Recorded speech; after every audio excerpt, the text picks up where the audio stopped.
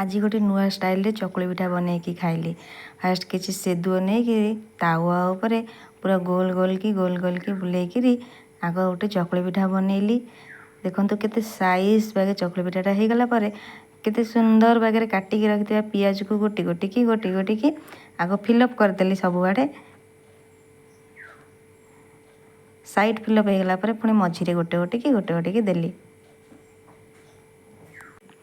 पियाज सब सुंदर बागे सजीदेला मझिरे किछि कटा धनिया पत्र देकरी ता ऊपर गोटे लंका थोईदेली।